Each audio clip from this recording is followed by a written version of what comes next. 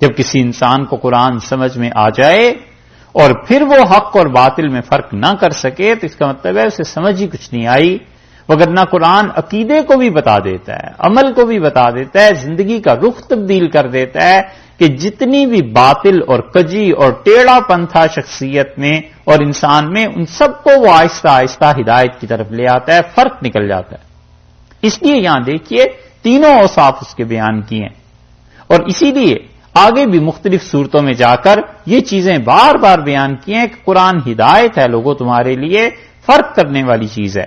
اب یہ بات درمیان میں قرآن کی آ گئی تھی، اب اصل بات پھر آ گئی کہ فمن شاہد منکم الشہر فلیصم، تم میں سے جو آدمی بھی اس مہینے کو پائے فلیصم ہو، اسے چاہیے کہ روزہ رکھے۔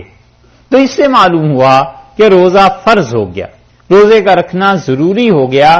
کوئی بھی اول تو اوپر بھی کوئی اجازت دی نہیں گئی تھی، لیکن فرض کیجئے اجازت تھی بھی تو پھر یہاں آ کے وہ دوسرے مفسرین جو اسے کینسل سمجھتے ہیں ان کے نزدیک یہ آیت محکم ہے، اور یہ سب کے نزدیک ہی ہے کہ جو بھی اس مہینے کو پائے اس میں روزہ رکھے۔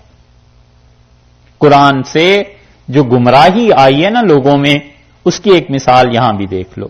بعض لوگوں نے اس کا ترجمہ کیا ہے کہ فمن شاہد منکم الشہر، تم میں سے جو آدمی اس مہینے کو پائے یعنی رمضان کو، فلیصم ہو، اسے چاہیے کہ رمضان میں روزے رکھ لے۔ سمجھے؟ یہ نہیں کہ رمضان پورے کے روزے رکھے، فلیصم ہو اس کے روزے رکھے یعنی رمضان کے۔ یہ تو ہم کہہ رہے ہیں نا، وہ کہتے ہیں فلیصم ہو کا مطلب یہ کہ اس میں سے روزے رکھ لے، 3 رکھ لے، 4 رکھ لے، 5 رکھ لے، بس۔ اللہ نے یہ تھوڑا ہی کہا کہ پورا مہینہ روزہ رکھو۔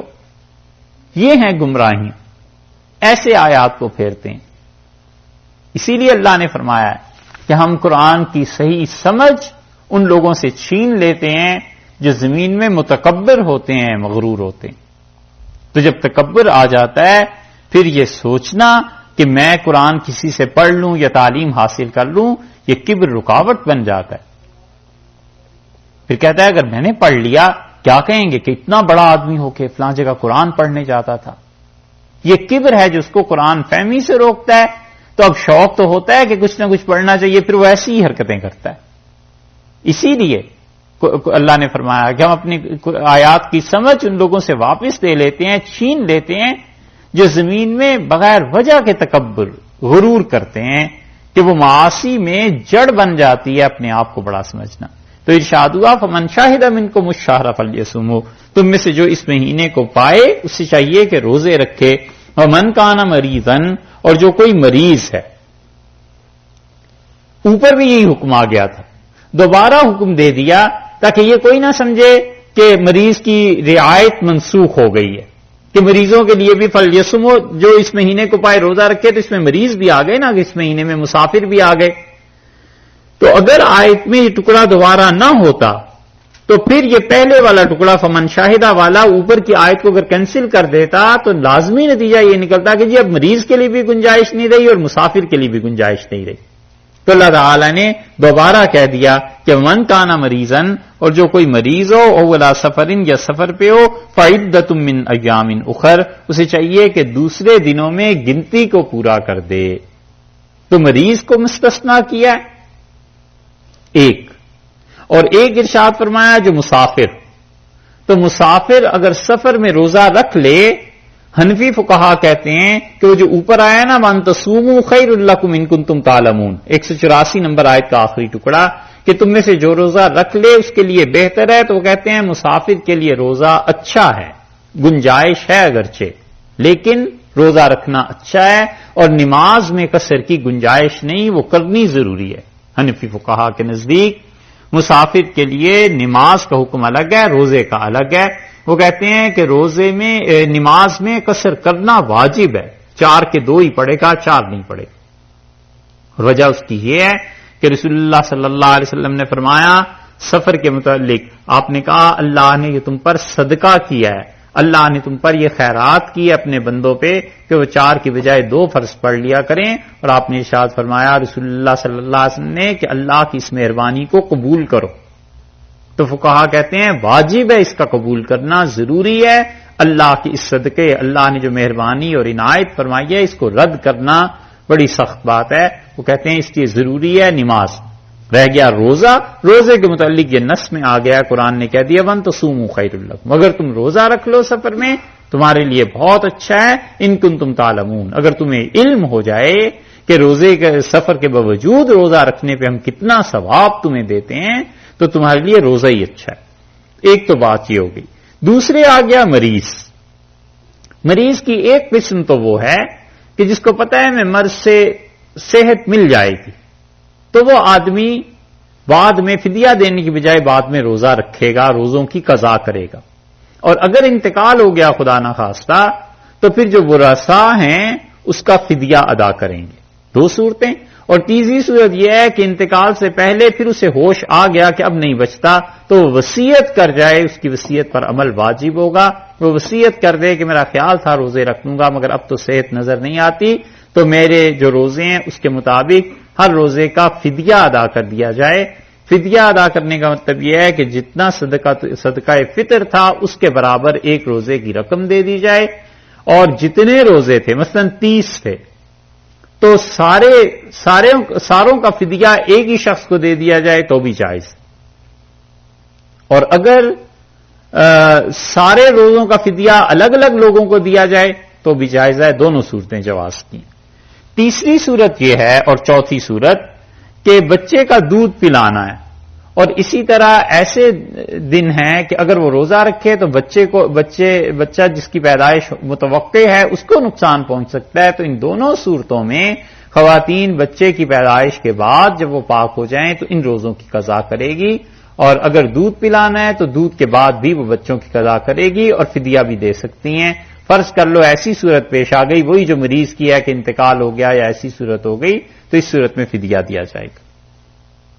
یرید اللہ, سارے رمضان کی بات پوری ہو گئی. اب فرماتے ہیں دیکھو یہ تو روزوں کے دن تھے. یرید اللہ بکم اليسر, اور اللہ نے ارادہ کیا ہے تمہارے ساتھ آسانی کا. یہ اہل سنت کی دلیل ہے کہ وہ کہتے ہیں کہ اللہ کی ذات ارادہ کرتی ہے چیزوں کا. یرید اللہ بکم اليسر, اللہ تمہارے لیے آسانی پیدا کرتا ہے. اللہ کا ارادہ یہ ہے کہ تمہارے لیے آسانیاں ہوں. اور یہ صرف روزے کے معاملے میں ہی نہیں بلکہ زندگی کے جتنے بھی معاملات ہیں سب کے متعلق حکم یہی ہے کہ اللہ چاہتا ہے تمہارے لیے آسانی پیدا. اس لیے اس سے مستقل ایک اصول فقہا نے نکالا ہے. وہ کہتے ہیں کہ جتنے بھی حالات سخت ہو جائیں گے شریعت اتنی نرمی پیدا کر دے گی, اور جتنے حالات کھلے وسعت کے ہو جائیں گے شریعت حقوق کو زیادہ کر دے گی. مثلا حالات سخت ہو گئے, پیسے کم ہیں, حکم شریعت کا یہ آ جائے گا کہ بس ٹھیک ہے تم زکوٰۃ دیتے رہو. مال زیادہ اللہ نے دے دیا کسی کو, شریعت اس کو کہے گی کہ صرف زکوٰۃ ہی نہیں فلاں فلاں فلاں فلاں جگہ بھی تمہیں خرچ کرنے چاہیے. حالات سخت ہیں, وضو کر ہی نہیں سکتا, تیمم کر لے. اور حالات اچھے ہو گئے اور وسعت ہے, گنجائش ہے, تو کہیں گے اچھی طرح وضو کرو. جتنے حالات سخت ہوتے جاتے ہیں شریعت اپنے احکامات میں اتنی ہی نرمی پیدا کرتی چلی جاتی ہے. یہ اصول ہے اور اس پہ بہت اچھی چیزیں لکھی ہیں ابن نجیم رحمۃ اللہ علیہ نے. ان کی کتاب ہے الاشباح والنظائر. امام سیوطی رحمۃ اللہ علیہ کی بھی کتاب ہے اور ابن نجیم کی بھی. اور ابن نجیم رحمۃ اللہ علیہ نے اس اصول پہ ہزاروں مسئلے ان کا حل بتلایا ہے. یعنی ایسے ایسے اصول بتائے ہیں کہ کس معاملے میں تنگی ہو گئی اور اس معاملے میں شریعت نے کیا گنجائش دے دی. اللہ نے فرمایا یرید اللہ بکم اليسر, اور اللہ چاہتے ہیں کہ تمہارے ساتھ آسانی ہو. ولا یرید بکم العسر, اور اللہ یہ نہیں چاہتے کہ تنگی ہو. رسول اللہ صلی اللہ علیہ وسلم کے معاملے میں بھی اللہ نے یہ کہا ان مع العسر یسرا, ان مع العسر یسرا, اور ہر تنگی کے ساتھ آسانی ہے. اور یقیناً ہر تنگی کے ساتھ آسانی بھی ہم نے رکھ دی. یعنی حالات اگر تنگ ہو رہے ہیں, تکالیف پیش آ رہی ہیں, گھبراؤ نہیں, آسانی بھی ہو جائے گی. اللہ تعالیٰ گنجائش بھی دے دیں گے. اپس اینڈ ڈاؤنز ہیں, یہ آتے رہتے ہیں زندگی میں, فکر نہیں کرو. حالات آج خراب ہیں, کل کو اچھے ہو جائیں گے. وہ جگر مراد آبادی نے کہا ہے نا کہ ایسی بھی کوئی رات ہے جس کی سحر نہ ہو. تو سحر ہو گئی رہتی، اچھے حالات آ ہی جاتے ہیں انسانوں پہ، تو اللہ سے نا امید کیوں؟ اس لیے ارشاد فرمایا کہ یسر، اللہ آسانی پیدا کرتے ہیں، آسانی دیتے ہیں اپنے بندوں کو، تکلیف میں نہیں ڈالتے۔ اسی لیے رسول اللہ صلی اللہ علیہ وسلم نے فرمایا کہ قیامت میں معراج میں فرمایا کہ میں نے جہنم میں دیکھا ایسے لوگوں کو جلتے ہوئے جن سے لوگ پوچھتے تھے کہ تم تو دنیا میں واعظ اور نصیحت کرتے تھے، تم کیسے جہنم میں پہنچ گئے؟ تو پتا چلا کہ وہ اتنا لوگوں کو ڈراتے رہے، اتنا ڈراتے رہے کہ وہ اللہ کی رحمت سے بالکل لوگوں کو مایوس اور نا امید کرتے۔ اور ایک گروہ وہ بھی جہنم میں جو لوگوں کو اتنی امید دلاتے رہے، اتنی امید دلاتے رہے کہ لوگوں نے اللہ کی حدود کو توڑ دیا۔ درمیان میں رہے آدمی، نہ زیادہ سختی کی باتیں کرے اور نہ زیادہ خوشخبری کی، جیسے شریعت نے بتایا ہے بس وہی صحیح، اور سختی کی بات کرنا اور ہر وقت لوگوں کے لیے پیچھے پڑے رہنا کہ تم تو اس پہ بھی جہنم میں جاؤ گے اور جہنم ہی ہے اور ایسے جلو گے اور ایسے جلو گے، اس سے ایک طرح کی وحشت پیدا ہو جاتی ہے طبیعت۔ اللہ تعالی کا خوف وہ مطلوب نہیں جیسے خوف ہوتا ہے شیر سے، بچھو سے، کسی جانور سے خوف آتا ہے نا کہ یہ کاٹ لے گا تو آدمی ڈرتا ہے، اس خوف کا نتیجہ کیا نکلتا ہے کہ آدمی اس چیز سے دشمن ہو جاتا ہے، دل میں نفرت پیدا ہوتی ہے اس چیز سے۔ تو اس لیے بعض نادان ایسے ہی ہوتے ہیں کہ اللہ تعالیٰ تمہیں ماریں گے، یہ کر دیں گے، یہ کر دیں گے، یہ کر دیں گے، علی عزب اللہ، اگر اس کی طبیعت میں نفرت خدا سے پیدا ہونی شروع ہو جائے یا شریعت سے یا دین سے، تو پھر کیا بنے گا؟ اور ایک ہے روب، دبدبا، آپ کسی کو لے جائیں اور زندہ شیر دکھا دیں چڑیا گھر میں، ہم نے دیکھا ہے لوگوں کو بالکل پتا ہوتا ہے کہ یہ شیر بالکل باہر نہیں آ سکتا، پنجرے لگے ہوئے ہیں، لوگ کھڑے ہیں اور ہزاروں، اس کے باوجود اس شیر کو دیکھ کر طبیعت میں روب اس کا جمتا ہے، دہشت پیدا ہوتی ہے اس شیر کی، روب ہے نا۔ اس سے بھی آسان مثال لے لیں، بچہ ہوتا ہے کچھ پتہ نہیں والد ہیں کون ہیں، اور جب 20-25 برس عمر ہو جاتی ہے تو پھر والد کا روب پڑتا ہے، ان کے سامنے بات زیادہ نہیں کر سکتا یا بڑوں کے سامنے آدمی نہیں کر سکتا، وہ جو روب ہے نا، بس اللہ کا ایسا روب چاہیے کہ آدمی کو ہر وقت جب ذہن میں رہے گا کہ اللہ دیکھ رہا ہے تو اس کے روب کی وجہ سے، اس کی وجہ سے آدمی معصیت نہ کر سکے، خدا کی نافرمانی نہ کر سکے۔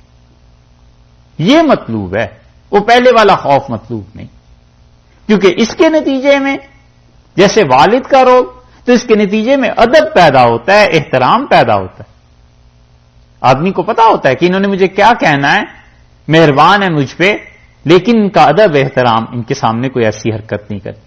اسی طرح اللہ کے بارے میں بھی یہ استحضار ہوتا ہے کہ مالک بڑا کرم ہے، بڑی مہربانی ہے، اس کی عنایات ہیں اور مجھے ان کی نافرمانی نہیں کرتی، تو نتیجے میں اس کے محبت پیدا ہوتی ہے۔ اس لیے ارشاد فرمایا کہ یرید اللہ بکم اليسر، اللہ تمہارے لیے آسانی چاہتے ہیں، ولا یرید بکم العسر، اور اللہ تم لوگوں کے لیے تنگی نہیں چاہتے، تکالیف نہیں چاہتے۔ رسول اللہ صلی اللہ علیہ وسلم نے فتح مکہ کے موقع پہ صحابہ رضی اللہ عنہ کہتے ہیں رمضان میں سفر ہوا تھا، اگرچہ روزے کا رکھنا افضل قرار دیا گیا ہے، لیکن آپ نے سب لوگوں کے سامنے پانی منگایا اور یوں بلند کیا لوگوں کے سامنے تاکہ لوگ دیکھ لیں یہ پانی ہے، اور رسول اللہ صلی اللہ علیہ وسلم نے پانی پیا اور آپ نے فرمایا جس نے سفر میں روزہ رکھا اس نے کوئی نیکی کا کام نہیں کیا۔ یہ آسانی تھی لوگوں کے لیے پیدا کی کہ تم دیکھ لو میں بھی روزہ نہیں رکھ رہا، دن مشکل ہے، گرمی ہے، موسم ایسا ہے، میں روزہ نہیں رکھ رہا۔ اور بلکہ یہ بھی ارشاد فرما دیا، اسی لیے حنفی نہیں لیکن بعض فقہا اس طرف گئے ہیں کہ وہ کہتے ہیں سفر میں سرے سے روزہ رکھنا ہی منع ہے، وہ کہتے ہیں دوبارہ کبھی کرے، یہ جو حکم تھا یہاں پر کہ سفر میں روزہ رکھو تو اچھا ہے، وہ کہتے ہیں یہ منسوخ ہوا رسول اللہ صلی اللہ علیہ وسلم کی اس حدیث سے کہ آپ نے ارشاد فرمایا کہ جو سفر میں روزہ رکھتا ہے اس نے کوئی اچھا کام نہیں کیا، نیکی نہیں۔ باقی اور فقہا وہ کہتے ہیں کہ اس کا مطلب یہ ہے کہ سفر میں گنجائش دونوں طرح سے ہے، اور آدمی ایسا روزہ رکھے کہ دوسروں کو تکلیف میں ڈال دے، دوسروں کو مصیبت میں ڈال دے، سفر تو کرنا ہی ہے، ٹرین میں مثلا جا رہا ہے اور روزہ رکھا ہوا ہے، سامان ذرا سا ادھر ادھر ہوا تو لڑ پڑا، تو معلوم نہیں روزہ ہے، رمضان ہے، تو ایسے روزے سے تو نہ رکھنا اچھا ہے کہ بھائی روزہ رکھ کے کسی پہ تو احسان نہیں کیا. تو اس لیے یہ ہے کہ وَلَا يُرِيدُ بِكُمُ الْعُسْرَ، اور اللہ تمہارے لیے سختی نہیں چاہتے. وَلِتُكْمِلُوا الْعِدَّةَ، اور کیا چاہتے ہیں؟ اللہ یہ چاہتے ہیں کہ پورا کرو تم عدت کو، گنتی کو. 30 یا 29 جتنے کا بھی رمضان ہوا تھا، اگر قضا روزے کرنے ہیں تو اس کے مطابق کرو، فدیہ دینا ہے تو اس کے مطابق. وَلِتُكْمِلُوا الْعِدَّةَ، تاکہ تم گنتی کو پورے کرو. ایک بات، وَلِتُكَبِّرُوا اللَّهَ، اور تم کیا کرو؟ اللہ کی بڑائی بیان کرو، اللہ کی تکبیر، یعنی اللہ تعالی کے لیے بلندی عظمت کے الفاظ استعمال کرو. یہ جو لام ہے اس کا ترجمہ کیا گیا تاکہ، یعنی یہ رمضان اس لیے تھا کہ تم ایک تو گنتی پوری کرو، اللہ نے مہربانی کی، اور دوسرے اس لیے کہ جب یہ پورا ہو جائے تو اللہ کی تکبیر بلند کرو. علی ما ہداکم، جیسے کہ تمہیں سکھایا گیا، اور وہ سکھایا ہے رسول اللہ صلی اللہ علیہ وسلم نے. یہ جو عید کے بعد، یہ جو رمضان کے بعد عید کی تکبیریں ہیں نا، اس کا وجوب یہیں سے لیا گیا کہ اللہ نے کہا جب رمضان پورا ہو جائے تو پھر تکبیریں کہو. تو عید کی نماز میں 6 تکبیرات زائد ہیں نا، تو وہ جو تکبیریں زیادہ ہیں وہ کہتے ہیں وَلِتُكَبِّرُوا اللَّهَ، اللہ کی بڑائی بیان کرو ان تکبیرات کے ذریعے. عَلَى مَا هَدَاكُمْ، جیسے کہ تمہیں کہا گیا ہے وَلَعَلَّكُمْ تَشْكُرُونَ، اور تاکہ تم شکر کرو اللہ کا کہ اللہ نے اپنے قرب کے اتنے مواقع دیے ہیں، اتنی آسانیاں دے دی ہیں کہ رمضان دے دیا، اس کے ساتھ قرآن دے دیا، ہدایت دے دی، رمضان میں روزے نہیں رکھ سکتے اس کا متبادل بتا دیا، فدیہ بتا دیا. اتنی مہربانیاں خدا نے کی ہیں. وَلَعَلَّكُمْ تَشْكُرُونَ، اللہ کا شکر ادا کرو. وَإِذَا سَأَلَكَ، اور جب بندے پوچھیں، آپ سے پوچھیں، عبادی میرے بارے میں، عبادی میرے بندے پوچھیں. وَإِذَا سَأَلَكَ، اور جب سوال کریں عبادی میرے بندے، عنی میرے بارے میں، فَإِنِّي، سو لوگو، قریب، میں قریب ہوں، اجیبو، اور میں جواب دیتا ہوں، دعوت الداعی، پکارنے والے کی پکار کا، اذا دعانی، جب وہ مجھے پکارتا ہے. فَلْيَسْتَجِيبُوا لِي، سو چاہیے کہ لوگ میری عبادت کریں، چاہیے کہ لوگ مجھ سے دعا مانگیں. وَلْيُؤْمِنُوا بِي، اور چاہیے کہ لوگ کیا کریں؟ مجھ پر ایمان لائیں. لَعَلَّهُمْ يَرْشُدُونَ، تاکہ لوگ صحیح راہ پائیں، رشد اور ہدایت کی راہ پائیں. پہلی بات اس آیت کریمہ میں یہ کہی گئی ہے کہ اس آیت کے بعد اور اس آیت سے پہلے دونوں جگہ آپ دیکھیں رمضان کا ذکر ہے. پھر رمضان کا آگے ذکر شروع ہو گیا نا، اور اس سے پہلے بھی رمضان کا ذکر ہے. تو وہ کہتے ہیں اس کا مطلب یہ ہے کہ رمضان کو خاص تعلق ہے اللہ سے مانگنے سے یا اللہ کی عبادت سے، کہ رمضان میں اللہ کی عبادت کرتا رہے یا دعا مانگتا رہے اللہ سے، اس لیے یہ آیت درمیان میں آ گئی. ایک بات. دوسرے کہتے ہیں کہ دیکھو اس آیت میں اللہ تعالی نے ضمیر کیا استعمال کی ہے؟ عبادی میرے بندے، انی میرے بارے میں پوچھتے ہیں، فَإِنِّي، سو میں ہوں قریب، لوگوں کے قریب. ہر جگہ پر مفرد اپنے لیے اکیلی ضمیر لائیں. اجیبو میں قبول کرتا ہوں، دعوت الداعی پکارنے والے کی پکار، اذا دعانی جب وہ مجھے پکارتا ہے. فَلْيَسْتَجِيبُوا لِي، چاہیے کہ میرا حکم مانے. وَلْيُؤْمِنُوا بِي، مجھ پر ایمان لائیں. تو وہ کہتے ہیں کہ اس میں عبادی میں بھی ضمیر کہ میرے بندے، انی میں ضمیر میرے بارے میں، فَإِنِّي اور میں، اور اجیبو میں قبول کرتا ہوں، اذا دعانی جب ہمیں پکارتے ہیں، مجھے پکارتے ہیں. فَلْيَسْتَجِيبُوا لِي، بس چاہیے کہ میری بات مانیں اور مجھ پر ایمان لائیں. وہ کہتے ہیں یہ 7 مرتبہ اللہ نے اپنے متعلق بات کی ہے، خاص طور پہ یہ نہیں فرمایا کہ ہم، بلکہ بار بار فرمایا کہ میں. تو وہ کہتے ہیں یہ جو ضمیر ہے واحد کی، یہ دلیل ہے اس کی کہ بڑی خصوصیت کے ساتھ کہا ہے کہ مجھ سے بات کرتے ہو، مجھ سے مانگتے ہو. یہ ہے دلیل. وہ کہتے ہیں ایک تو طریقہ یہ تھا کہ کہتے ہیں جو ہمیں پکارتا ہے ہم سنتے ہیں، اور ایک کہا مجھے پکارتے ہو، میں سنتا ہوں، میرے بارے میں پوچھتے ہو، میں تمہیں بتاؤں. تو یہ اختصاص کی دلیل ہے، خاص کرنے کی، یہ ہے اللہ کا قرب اس کے بندوں کے ساتھ۔ تیسری بات وہ یہ کہتے ہیں کہ آپ اس میں دیکھیے وَإِذَا سَأَلَكَ، اور جب آپ سے پوچھتے ہیں، سوال کرتے ہیں، کس سے پوچھتے ہیں؟ یہ رسول اللہ صلی اللہ علیہ وسلم سے، اور پوچھنے والے کون ہیں؟ صحابہ رضی اللہ عنہم ہیں، ٹھیک ہے؟ تو ہونا یہ چاہیے تھا کلام کہ جب میرے بندے آپ سے میرے بارے میں پوچھتے ہیں تو آپ ان سے کہیے کہ میں قریب ہوں۔ اللہ نے یہ نہیں کیا، یہ فرمایا وَإِذَا سَأَلَكَ عِبَادِي عَنِّي، جب میرے بندے پوچھتے ہیں میرے بارے میں تو درمیان میں یہ نہیں کہا کہ رسول اللہ صلی اللہ علیہ وسلم سے کہ آپ کہیے، براہ راست اپنے بندوں سے صحابہ رضی اللہ عنہ سے مخاطب ہو گیا ہے، وہ کہتا ہے فَإِنِّي قریب، سو میرے بندوں میں تمہارے قریب ہوں، کوئی واسطہ نہیں رکھا درمیان، اور فرمایا فَإِنِّي قریب، ہم تمہارے قریب ہیں، میں تمہارے قریب ہوں۔ یہ دلیل ہے اللہ کے اپنے بندوں کے ساتھ بہت مہربانی کی، اور اللہ تعالی کی اپنے بندوں کے ساتھ بہت ہی عنایات کی، اور یہ دلیل ہے اس کی کہ اللہ کو اپنے بندوں سے بڑی محبت، بڑا تعلق ہے اللہ کو اپنی اس مخلوق سے، اتنی محبت ہے کہ کوئی حرکت، کوئی لفظ جو انسان کے جسم سے اور اس کے منہ سے نکلے، اللہ کہتا ہے اس کو کہیں نہ کہیں رکھو، اس کو ضائع نہیں کرنا۔ ایک لفظ منہ سے نکلتا ہے، حکم لگتا ہے کہ یہ لفظ حرام ہے، گناہ ہے، نیکی ہے، فرض ہے، واجب ہے، اس پہ ثواب ہے، عذاب ہے، ایک حرکت انسان کرتا ہے، خدا کہتا ہے فوراً اس پہ کوئی نہ کوئی حکم لگاؤ، یہ میرے بندے کے اعمال، میرے بندے کے اقوال، اس کی گفتگو، اس کا عمل، کوئی چیز ضائع نہیں کرنی چاہیے، بندہ تو اتنی اچھی چیز ہے۔ طبرانی کی روایت میں آتا ہے رسول اللہ صلی اللہ علیہ وسلم نے فرمایا، حضرت داؤد علیہ السلام نے اللہ سے درخواست کی اور کہا اللہ میں آپ کا گھر بنانا چاہتا ہوں، اور انہوں نے تیاری کی خدا کا گھر بنانے کی، اور اللہ نے انہیں روک دیا۔ اللہ تعالی نے فرمایا تم نہیں بنا سکتے، تو انہوں نے عرض کیا کہ پروردگار یہ بھی ارشاد فرمائیں کہ میں کیوں نہیں بنا سکتا؟ تو ارشاد ہوا کہ تو نے اتنے بندوں کو قتل کیا ہے، اتنے آدمیوں کو قتل کیا ہے کہ وہ خون انسانوں کا ہم تمہیں اجازت نہیں دے سکتے۔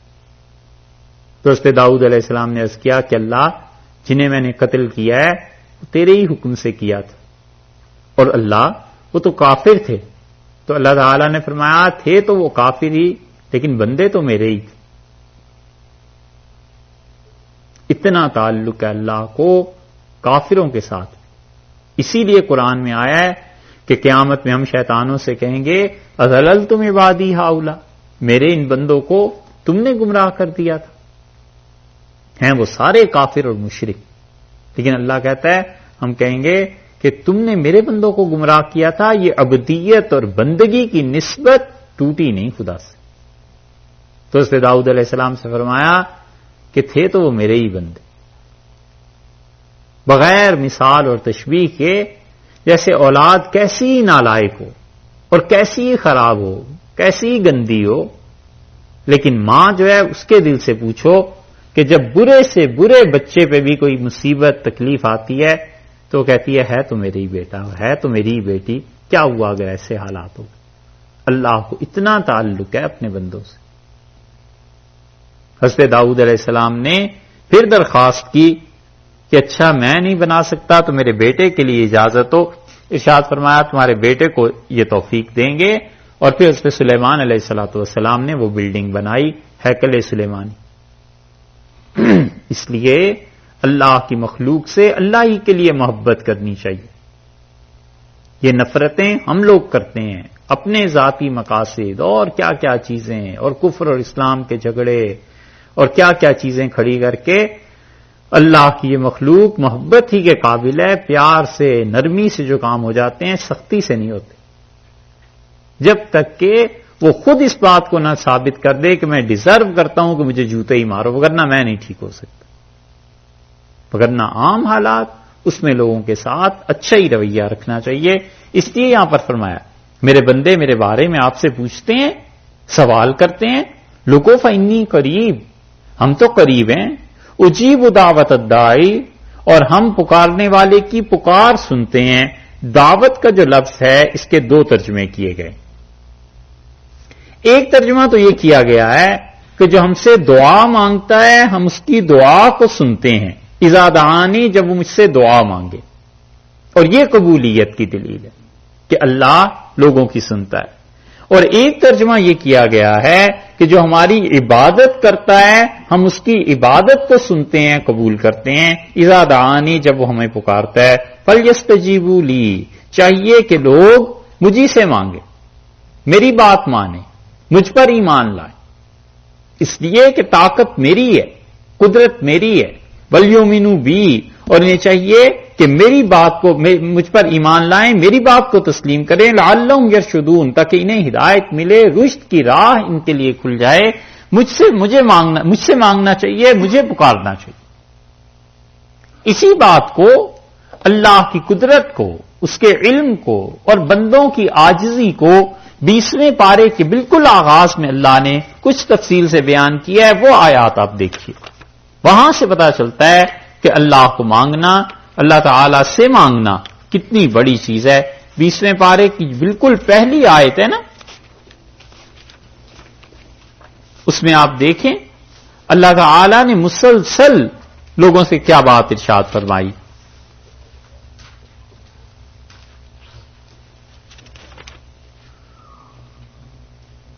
پورا تقریباً یہ ایک رکوع بنتا ہے. یہ 5 آیات ہیں. 60 نمبر آیت سے یہ شروع ہوتی ہے اور 65 نمبر آیت تک. دیکھیں آپ، اللہ نے فرمایا امن خلق السماوات والارض، لوگوں کون ہے جس نے آسمانوں کو پیدا کیا، والارض، اور کون ہے جس نے زمین کو پیدا کیا، وانزل لکم من السماء ماء، اور کون ہے جس نے آسمان سے پانی نازل کیا تمہارے لیے، فانبتنا بہ حدائق ذات بہجۃ، اور کون، اور ہم کرتے ہیں، کیا کرتے ہیں، باغات اگاتے ہیں، بڑے گھنے باغات جن کو تم دیکھتے ہو. ما کان لکم ان تنبتوا شجرہا، تمہارے بس میں تم سب مل جاؤ، انسان، جن اور جتنے ہمارے ساتھ شریک ٹھہراتے ہو، تم سب مل کر ایک درخت، ایک پیڑ، ایک جھاڑ اس دنیا میں نہیں بنا سکتے. اِلٰہٌ مع اللہ، کیا اللہ کے علاوہ کوئی اور الہ بھی ہے؟ بل ہم قوم یعدلون، بلکہ یہ لوگ ایسے ہیں جو خدا کے برابر دوسروں کو ٹھہراتے ہیں. امن جعل الارض قرارا، لوگوں کون ہے جس نے زمین کو اتنا سکون بخشا ہے کہ تم اس پہ رہ سکتے ہو، وجعل خلالہا انہارا، کون ہے وہ جس نے اس میں دریا بہا دیے، وجعل لہا رواسیا، کون ہے جس نے اس پہ پہاڑوں کو جما دیا ہے، وجعل بین البحرین حاجزا، اور کون ہے جس نے ان سمندروں میں 2 پانی کی رو کو اس طرح الگ کیا ہے کہ وہ ایک دوسرے پہ آ نہیں سکتی غالب. ٹھنڈا پانی اور گرم پانی، ان کو ہم نے ایسا الگ کر دیا ہے کہ ٹھنڈا پانی گرم کو نہیں چھیڑ سکتا، گرم پانی ٹھنڈے کو نہیں چھیڑ سکتا. اس کے درمیان حاجزہ پردہ ہم نے لگا دیا ہے. اِلٰہٌ مع اللہ، کیا اللہ کے علاوہ اور کوئی ہے جو ایسی کام کر سکے؟ بل اکثرہم لا یعلمون، لیکن لوگوں کی اکثریت اسے پتا نہیں ہے ہم کتنے قادر ہیں.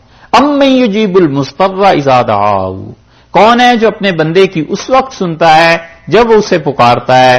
یکشف السوء، اور کون ہے جو اس کی مصیبت کو ٹال دیتا ہے، دور کر دیتا ہے، جو اپنے ہاتھ اپنے مالک کے سامنے پھیلا دیتا ہے.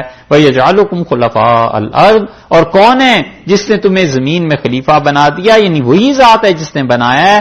اِلٰہٌ مع اللہ، کیا اللہ کے علاوہ کوئی اور بھی ہے؟ قَلِيلًا مَا تَذَكَّرُونَ، تم لوگ تھوڑی نصیحت کی بات سوچتے ہو، نصیحت کم حاصل کرتے. اَمَّن يَهْدِيكُمْ فِي ظُلُمَاتِ الْبَرِّ، اور کون ہے جو خشکی میں رات کو اندھیرے ہو جاتے ہیں تو تمہیں صحیح راہ دکھاتا ہے. والبحر، اور سمندروں میں تم راستے بھول جاتے ہو، اندھیرے چھا جاتے ہیں اور خدا تمہیں راہ دکھاتا ہے. وَمِن يُرْسِلِ الرِّيَاحَ، اور کون ہے جو ہواؤں کو چلاتا ہے، ٹھنڈی ٹھنڈی ہوائیں چلتی ہیں، بشرم بین یدی رحمتہ، اور پھر اس کے بعد اس کی رحمت برستی ہے، اس سے پہلے ہوا خوشخبری دیتی ہے کہ اس کے بعد بارشیں آنے والی ہیں۔ اِلٰہ مع اللہ، کیا اللہ کے علاوہ کوئی اور بھی ہے؟ تعالی اللہ عما یشرکون، تم جن جن کے متعلق شرک کرتے ہو خدا کی ذات بڑی بلند و بالا ہے۔ امن یبدأ الخلق ثم یعیدہ، لوگو یہ بتاؤ کون ہے جس نے تمہیں پہلی بار پیدا کیا؟ کون ہے ثم یعیدہ، پھر تمہیں دوبارہ قبر سے اٹھا کے پیدا کر دے گا؟ ومن یرزقکم من السماء والارض، کون ہے جو اس آسمان میں اور زمین سے تمہیں رزق دیتا ہے؟ اِلٰہ مع اللہ، کیا اللہ کے علاوہ بھی کوئی تمہیں روزی دے سکتا ہے؟ قل ہاتوا برہانکم، آپ ان سے کہیے مجھے دلیل سے ثابت کرو، اتنے دلائل ہم نے دیے اپنی توحید پہ، کوئی ایک دلیل تم بھی تو دو ہمارے شرک پہ، ان کنتم صادقین، اگر تم سچے۔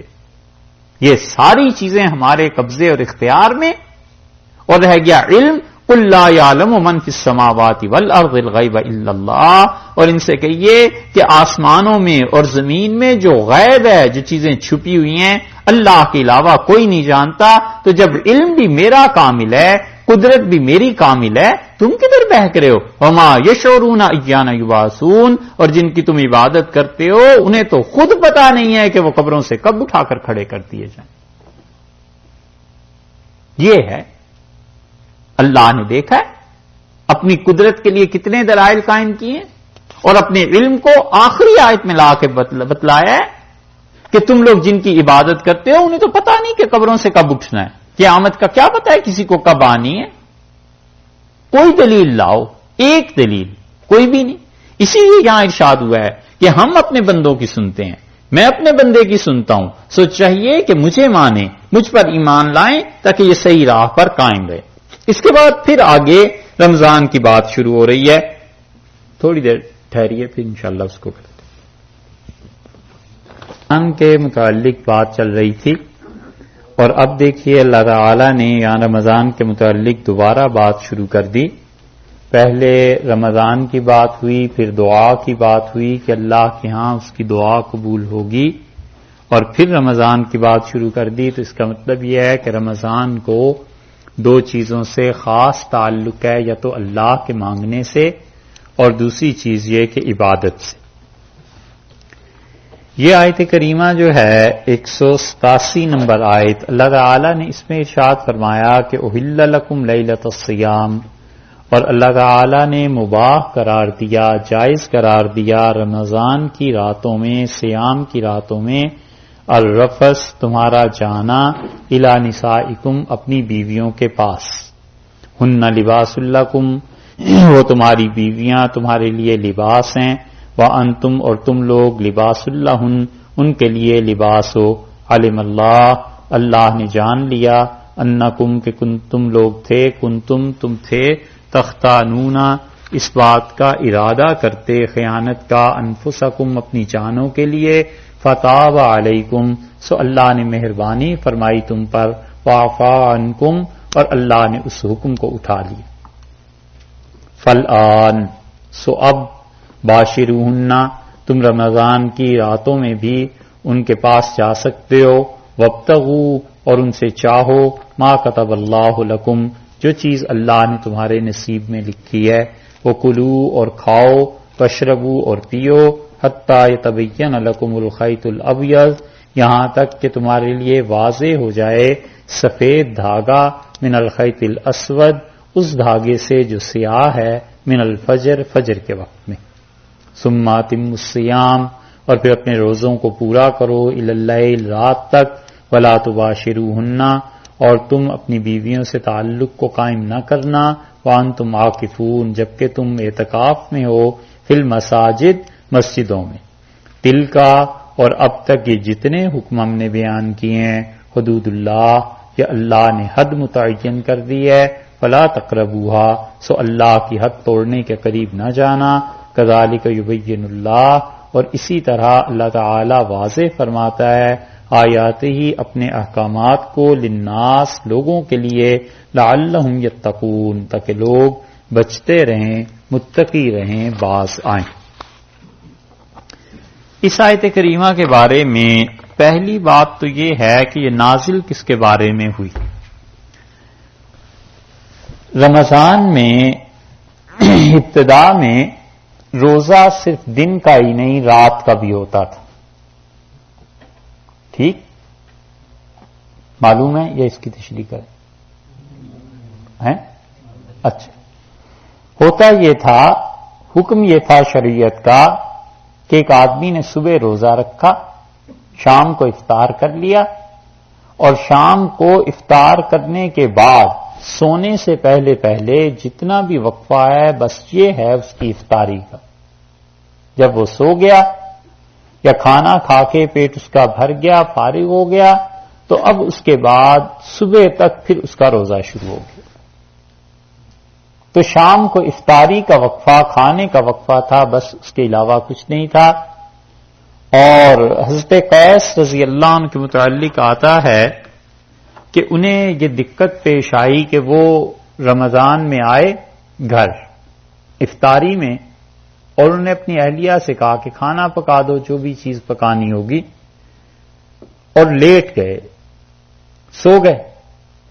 اب جب اٹھے تو وقت اتنا گزر چکا تھا کہ وہ دوبارہ کھا نہیں سکتے تھے، تو انہوں نے اسی حالت میں روزہ رکھ لیا اور سحری بھی نہیں کر سکے، اور اگلے دن دوپہر کے وقت وہ بے ہوش ہو گئے، کیونکہ فاقہ گویا ایک طرح سے پورا دن بھی نہیں کھایا، پوری رات بھی نہیں کھائی، پھر اس سے بھی اگلا دن آ گیا. تو مفسرین کہتے ہیں کہ انہوں نے رسول اللہ صلی اللہ علیہ وسلم سے جا کے مسئلہ پوچھا، اور ان کے بارے میں یہ آیت کریمہ نازل ہوئی ہے. ہمارے اساتذہ کہتے تھے کہ یہ آیت اصل میں حضرت عمر رضی اللہ عنہ کے بارے میں نازل ہوئی کہ وہ رسول اللہ صلی اللہ علیہ وسلم کی خدمت میں حاضر ہوئے، اور انہوں نے عرض کیا کہ اللہ کے رسول دن کا بھی روزہ اور رات کا بھی روزہ، اور وہ اپنی ایک بات پر رونے لگے. تو پوچھا حضور اقدس صلی اللہ علیہ وسلم نے کہ کس وجہ سے روتے ہو؟ تو انہوں نے عرض کیا کہ رات میرے ساتھ یہ مسئلہ ہو گیا کہ سوتے وقت میں اپنے آپ پہ قابو نہیں رکھ سکا، اور میں نے اپنی بیوی سے ایسا تعلق قائم کر لیا، اب میرے متعلق بتائیے کیا حکم. تو اللہ تعالی نے اساتذہ یہ کہتے تھے کہ حضرت عمر رضی اللہ عنہ کے بارے میں یہ آیت نازل کی، کیونکہ حضرت قیس رضی اللہ عنہ کے ساتھ کھانے پینے کا مسئلہ پیش آیا تھا، اور حضرت عمر رضی اللہ عنہ کے ساتھ اہلیہ کا مسئلہ پیش آیا تھا. اس لیے اللہ نے اس آیت کو شروع یہاں سے کیا ہے کہ احل لکم لیلۃ الصیام الرفث الی نسائکم، اور اللہ نے رمضان کی راتوں میں تمہارا اپنی بیویوں کے پاس جانا اسے جائز قرار دیا. تو وہ کہتے ہیں کھانے پینے کا ذکر نہیں بلکہ ازدواجی تعلقات کا تذکرہ ہے، تو اس لیے حضرت عمر رضی اللہ عنہ کے بارے میں یہ آیت زیادہ مناسب معلوم ہوتی ہے. اور یہ بھی ہو سکتا ہے کہ یہ سارے واقعات آگے پیچھے پیش آئے ہو، یہ بھی چیز ہو گئی ہو. حضرت عمر رضی اللہ عنہ کا تو معاملہ ہوا ہی ہوا ہے، اور اللہ تعالی نے رات کے روزے کو ختم کر دیا اور دن کے روزے کو باقی رکھا. شریعت کے احکامات دو طرح کے ہوئے ہیں، کچھ میں سختی بتدریج بڑھتی چلی گئی اور کچھ میں نرمی آہستہ آہستہ آتی چلی گئی ہے. ایک ایکسٹریم بعد میں آئی، ایک ایکسٹریم پہلے آ گئی. مثلا شراب کے بارے میں اللہ تعالی نے 4 مرتبہ وحی نازل کی.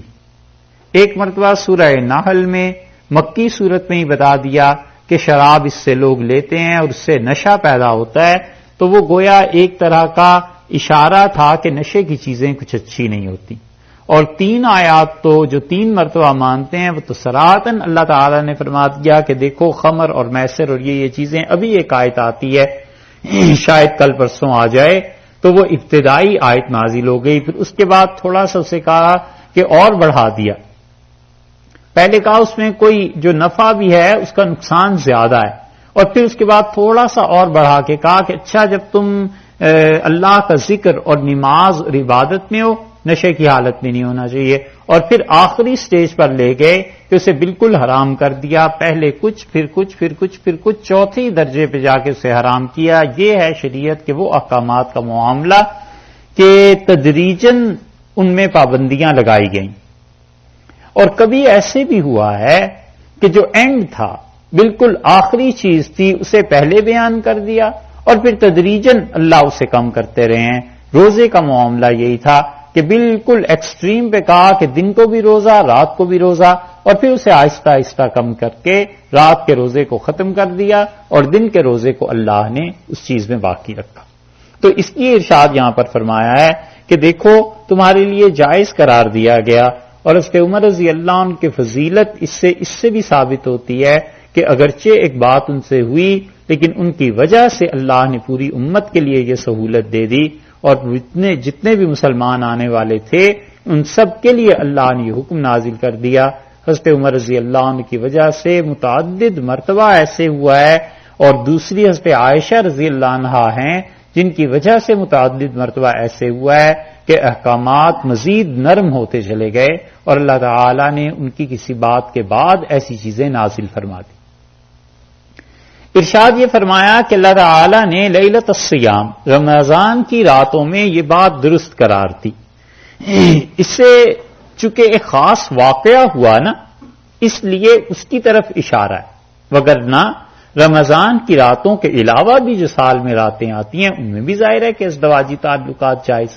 ایک بات تو یہ، اور دوسرے یہاں سے شبہ پڑتا ہے کہ رات کا اللہ نے ذکر کیوں کیا ہے، تو اس کے دو جواب دیے گئے ہیں۔ ایک تو یہ کہ رات کا اس لیے ذکر کیا کہ رمضان کے جو دن ہیں ان میں تو تعلق قائم نہیں ہو سکتا، وگرنہ روزے کا کفارہ ہو جائے گا، روزہ ختم ہو جائے گا۔ اور اس کے علاوہ دوسری بات یہ کی گئی ہے کہ لیلۃ الصیام کا مطلب یہ ہے کہ رمضان کی راتیں بھی، اس کے علاوہ ساری سال کی راتیں بھی جائز ہیں اور سارے سال کے دن بھی ازدواجی تعلقات کے لیے جائز ہیں۔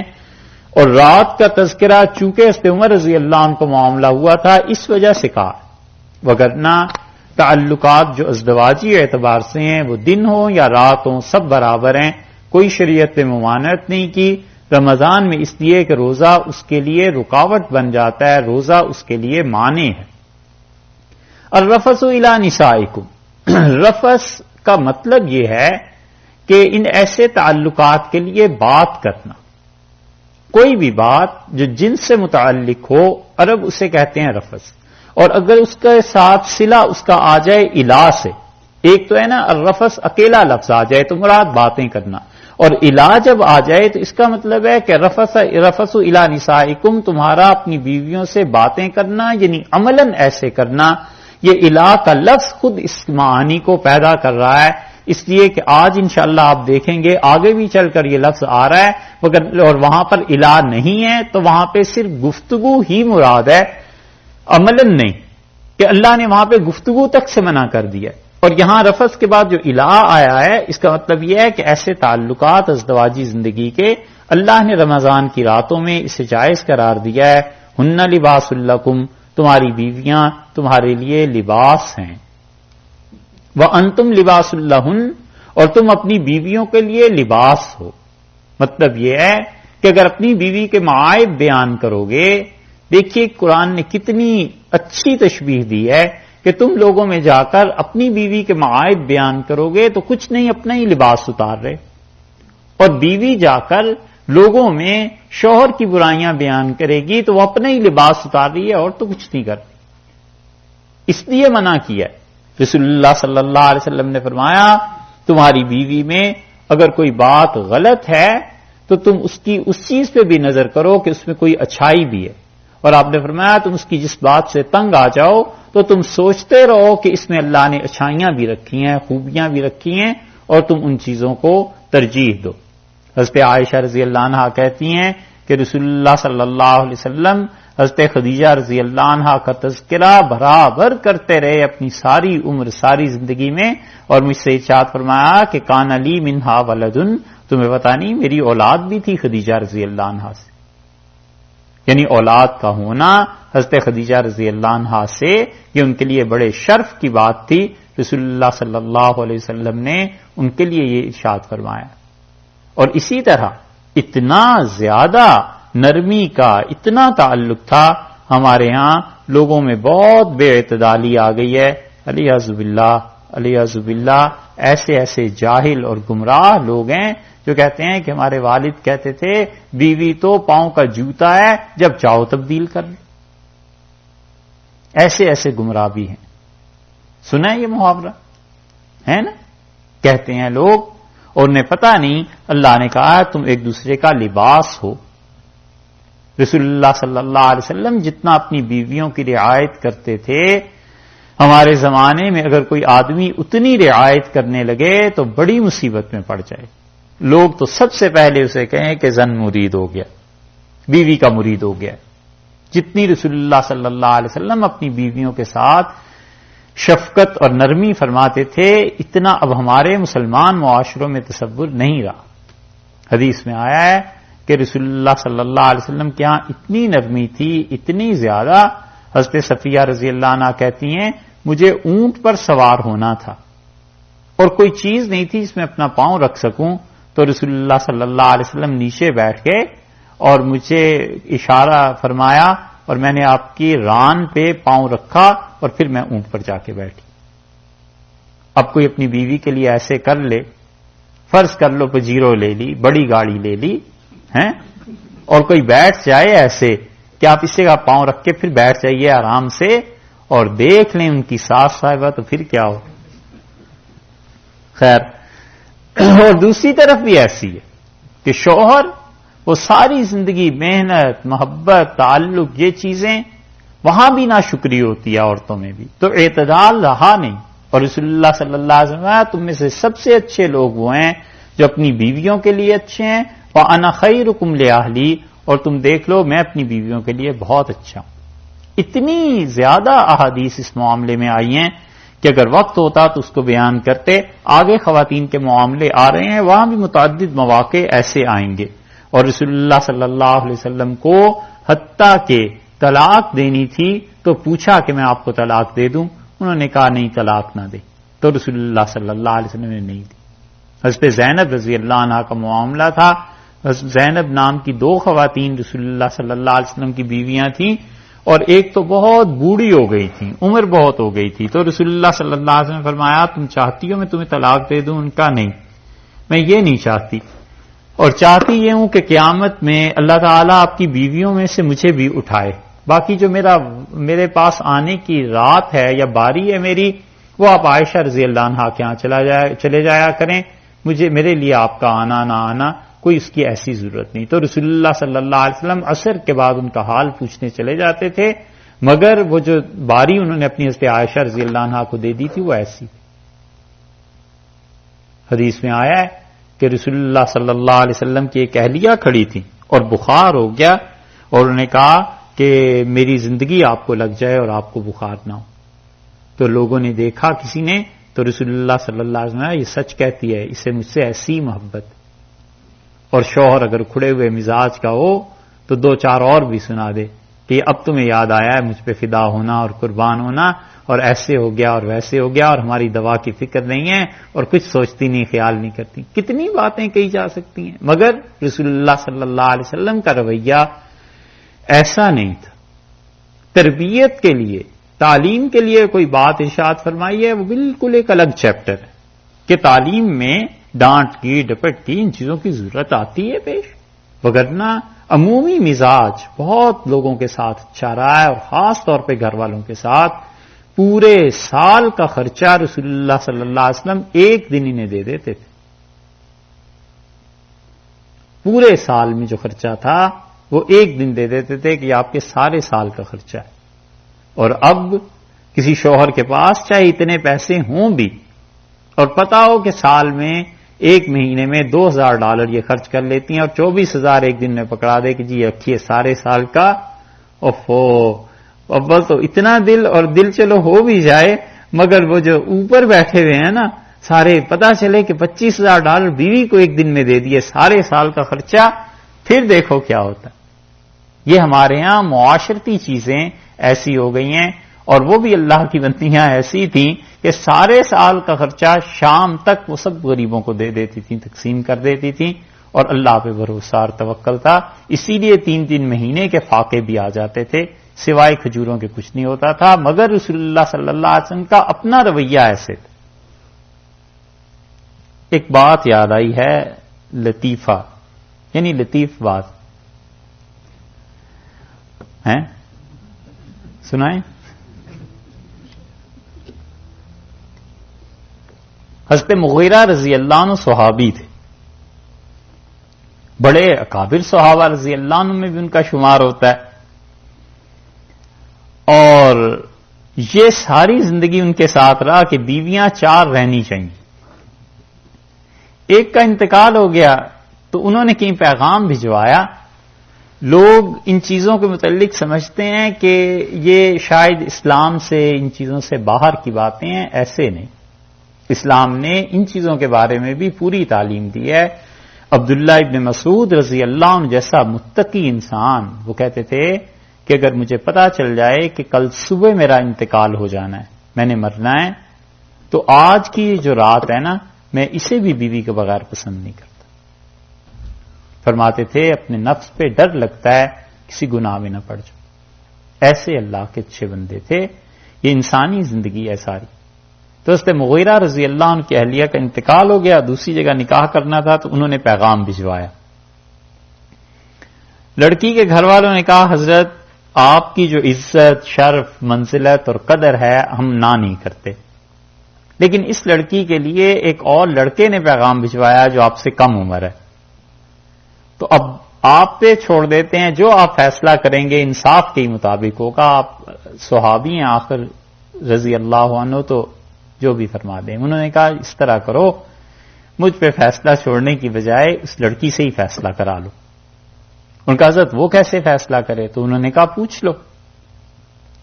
پتہ چلا حضرت کو ہی فیصلہ کچھ کرنا ہے، تو انہوں نے کہا اس طرح کرو، پھر پردے میں اس لڑکی کو بٹھا دو، میں بھی تمہارے گھر آ جاؤں گا، وہ بھی آ جائے گا جو لڑکا ہے، تو ہم دونوں باتیں کریں گے، تو شخصیت ہم دونوں کی اس بچی کے سامنے آ جائے گی، پھر جس پہ وہ ہاں کر دے تو کرتے ہیں نا. وہ مان گئے. حضرت مغیرہ رضی اللہ عنہ جب آ کے بیٹھے اور لڑکا بھی آیا، تو حضرت مغیرہ رضی اللہ عنہ نے اس سے باتوں میں پوچھا کہ یہ بتاؤ کہ بیوی کو خرچہ دینے کے معاملے میں تمہارا کیا رویہ ہے؟ اس نے کہا حضرت ایک ایک پائی میں گھر میں گن گن کے دیتا ہوں، جو بھی گھر اب چل رہا ہے، اور رات کو، شام کو، اگلے دن پھر پورا اس کا حساب بھی لیتا ہوں کہ پیسے کدھر خرچ کیے ہیں. تو ظاہر ہے میں شادی کروں گا، اگر بیوی کو پیسے دوں گا تو حساب بھی لوں گا. تو وہ سنتے رہے، چپ رہے. پھر تھوڑی دیر بعد اس نے پوچھا آپ کیا کرتے ہیں؟ ان کا بھی ہمارے پاس اتنا وقت نہیں ہے کہ عورتوں کے معاملات میں پڑیں، میں تو ایک تھیلی سونے کی دے دیتا ہوں، پھر جب وہ مجھے کہتی ہیں ختم ہو گئی پھر میں دوسری دے دیتا ہوں، پھر جب وہ کہتی ہیں ختم ہو گئی میں تیسری دے دیتا ہوں. میں نے کبھی نہیں حساب لیا. بات ختم ہوئی، چلے گئے. حضرت مغیرہ رضی اللہ عنہ کی لڑکی نے ہاں کر دی. تو کسی نے پوچھا کہ تم نے حضرت مغیرہ رضی اللہ عنہ کے لیے کیوں ہاں کی؟ ان کی تو عمر زیادہ ہے. اس نے کہا کہ یہ جو روز روز کے حساب ہے نا، یہ نہیں دیے جا سکتے. یہ مغیرہ رضی اللہ عنہ اچھے ہیں، پیسے دے دیتے پھر پوچھتے تو نہیں کہ کہاں خرچ کیے. تو اس لیے یہ رسول اللہ صلی اللہ علیہ وسلم ہی کی تعلیم کا اثر تھا کہ وہ اپنی خواتین کے معاملے میں نرمی تھی مزاج کی. وجہ اس کی یہ ہے کہ آگے اولاد کی تربیت ماں نے کرنی ہے. اس کی حیثیت صرف بیوی کی نہیں بلکہ اگلی نسل کے لیے وہ ماں ہے. تو اللہ تعالی نے فرمایا وہ تمہارا لباس ہے اور تم اس کا لباس، یعنی تمہارے ذریعے اسے عزت مل جائے گی اور اس کے ذریعے تمہیں عزت ملے گی. ایک بات یا یہ کہ تمہارے معائب پر، کمزوریوں پر وہ پردہ ڈالنے والی ہے اور تم اس کی کمزوریوں پر پردہ ڈالنے والے ہو.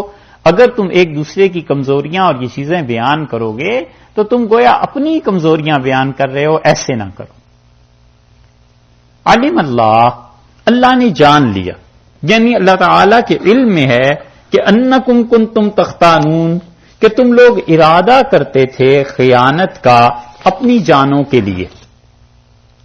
یہ جو لفظ ہے نا خیانت کا، تختانون، اس پہ بہت زیادہ بعض لوگوں نے لکھا ہے، اور خلاصہ اس کا یہ ہے کہ وہ کہتے ہیں کہ صحابہ کرام رضی اللہ عنہ جو تھے رسول اللہ صلی اللہ علیہ وسلم کے، یہ خائن تھے، خیانت کرتے تھے، بددیانتی سے کام لیتے تھے، اور اللہ نے یہ کہا ہے تختانون.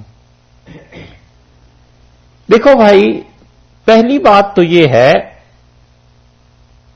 کہ اگر یہ خیانت ہوتی تو اللہ تعالی یہاں پر فرماتے کہ تخونون، تم خیانت کرتے تھے. یہاں پر یختانون کا لفظ آیا ہے جو کہ اختیان سے نکلا ہے، اور اختیان جو ہے یہ جب آپ عربی پڑھیں گے تو انشاءاللہ آپ کو اندازہ ہوگا کہ افتعال سے ہے، اور افتعال کے باب پہ جتنے بھی لفظ آتے ہیں اس کا مطلب یہ نہیں ہے کہ عمل کرنا، اس کا مطلب ہے خیانت کا ارادہ کرنا. افتعال کسی فعل کا ارادہ کرنا، یہ نہیں کہ اس فعل کو کر دیا. تو کسی بھی کام کے قصد میں، ارادہ کرنے میں، اس کام کے کرنے میں فرق ہے. قصد اور صدور میں فرق ہے. ایک آدمی ارادہ کرتا ہے چوری کرنے کا، اور ایک آدمی کر گزرتا ہے چوری، دونوں میں بڑا فرق ہے. اس لیے صحابہ کرام کے متعلق یہاں پر راغب نے مفردات میں اور تاج العروس میں زبیدی رحمت اللہ علیہ نے انہوں نے اختیان کے باب سے لکھا ہے کہ اس کا مطلب یہ ہے کہ ان لوگوں نے ایسے کیا نہیں تھا بلکہ کرنے کا ارادہ رکھتے تھے. یعنی مطلب یہ ہوا کہ جسمانی خواہشات جو تھیں وہ اتنی زیادہ تھیں کہ دل چاہتا تھا کہ اس میں اجازت مل جائے. اور ایک حضرت عمر رضی اللہ عنہ ایسے تھے جنہوں نے آ کے اعتراف کر لیا کہ میں اپنے آپ پہ قابو نہیں رکھ سکا، اور ان سے یہ بات ہو گئی، اور عملاً باقی لوگ اس میں نہیں تھے، اور اللہ نے اس کی وجہ سے بھی یہ آیت کریمہ نازل کر دی. اور راغب اصفہانی نے یہاں جو صحابہ کرام رضی اللہ عنہ کی صفائی پیش کیا اس کے ذریعے سے، اس سے اندازہ ہوتا ہے کہ ان کے متعلق جو عام طور پہ لوگوں میں بعض اہل علم میں مشہور ہو گیا ہے کہ وہ شیعہ تھے، وہ نہیں تھے. اگر وہ شیعہ ہوتے صحابہ کرام رضی اللہ عنہ کی کبھی تعریف نہ کرتے. صحیح بات یہ ہے کہ وہ شافعی مسلک کے تھے، ان کا فقہ جعفریہ سے کچھ تعلق نہیں تھا. اور یہ زبیدی رحمت اللہ علیہ تاج العروس جنہوں نے لکھی ہے، یہ تاج العروس جب لکھ چکے علامہ زبیدی رحمت اللہ علیہ تو سونے میں تولی گئی ان کی کتاب. اور زبیدی امام مانے جاتے ہیں لغت میں، یمن کے رہنے والے تھے، اور اتنا علم ہے اس شخص کا. لغت اس کی دیکھیں تو اب جو چھپی ہے، اب لغت ان کی 40 جلدوں میں چھپی ہے، چھوٹی چھوٹی جلدیں. اور بڑی اگر انہیں لے لیں تو وہ پھر بڑی بڑی اتنے جہازی سائز کے صفحات میں 10 جلدوں میں چھپی ہے، پھر 12 جلدوں میں چھپی ہے. اور امام ہے لغت پہ. جتنی اب تک لغات لکھی گئی ہیں لسان العرب میں اور تاج العروس میں تقریباً ساری چیزیں آ گئی ہیں. کوئی آدمی پچھلی چیزوں کو نہ پڑھے اور ان 2 کتابوں کو لغت میں دیکھ لے، بہت کافی. اور اتنے علم کے باوجود حدیث کہاں انہوں نے پڑھی؟ دلی آ کے. شاہ ولی اللہ صاحب رحمت اللہ علیہ کے شاگرد تھے. یہ دنیا میں ڈنکا پٹ رہا تھا، ان کی شہرت تھی. تو اس آدمی کو اللہ نے توفیق دی اور یہ سمجھ گئے کہ علم دہلی میں ہی ہے. حضرت شاہ صاحب رحمت اللہ علیہ کے شاگرد ہیں. شاہ عبدالعزیز صاحب رحمت اللہ علیہ نے بھی ایک جگہ ان کا تذکرہ فرمایا ہے کہ والد صاحب سے انہوں نے پڑھا. علم اللہ انکم کنتم تختانون، اور اللہ نے جان لیا کہ تم ارادہ رکھتے تھے اس چیز کا. انفسکم، اپنی جانوں میں. ارادہ رکھنے کا مطلب یہ کہ خواہشات اس بات کا تقاضا کر رہی تھیں، دماغ میں بار بار یہ بات آتی تھی. فتاب علیکم، اللہ نے تم پر مہربانی کی.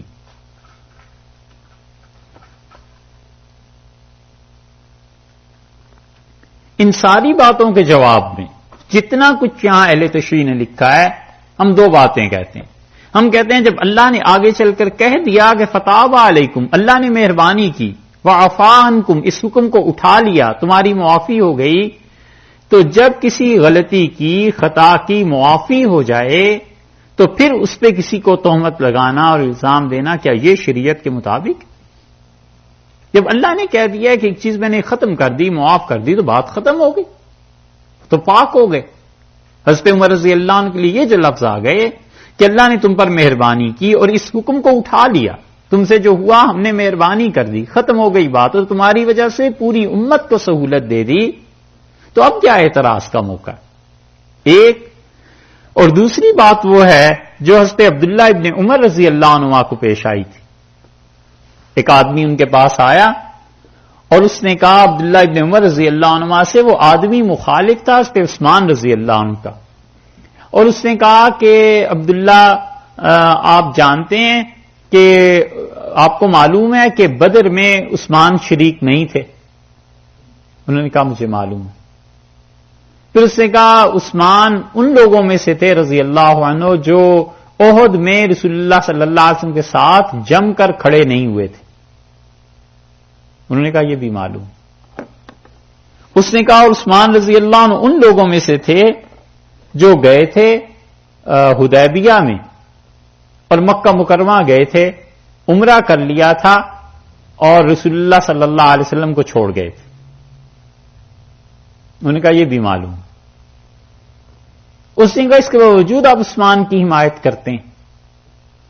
تو انہوں نے کہا سنو، بدر میں رسول اللہ صلی اللہ علیہ وسلم کی بیٹی بیمار تھی، وہ عثمان رضی اللہ عنہ کی اہلیہ تھیں، اور رسول اللہ صلی اللہ علیہ وسلم نے خود فرمایا تھا کہ عثمان تم اپنی بیوی کا خیال کرنا، اور حضرت صلی اللہ علیہ وسلم نے واپسی پہ عثمان کو بدری صحابہ رضی اللہ عنہ جتنا ہی حصہ مال غنیمت میں دیا تھا، اس لیے وہ تو رسول اللہ صلی اللہ علیہ وسلم کی وجہ سے رکے تھے، عثمان خود تو نہیں رکے تھے۔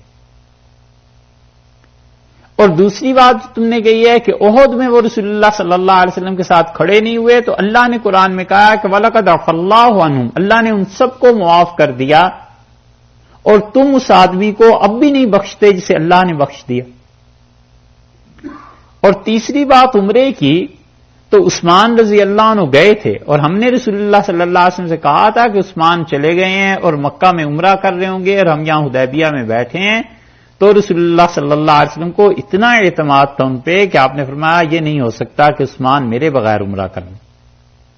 اور جب عثمان رضی اللہ عنہ آئے تو ہم نے ان سے پوچھا، انہوں نے کہا کوئی آدمی ایسا نہیں تھا جو مکہ میں مجھے روک سکتا، اور جن کے پاس میں ٹھہرا تھا میرے ہر طرف رشتہ دار تھے، انہوں نے مجھ سے کہا کہ تم نے حرام باندھا ہوا ہے، چلو اور عمرہ کرو، تو میں نے کہا نہیں، میں اس وقت تک نہیں کروں گا جب تک رسول اللہ صلی اللہ علیہ وسلم نہیں کریں۔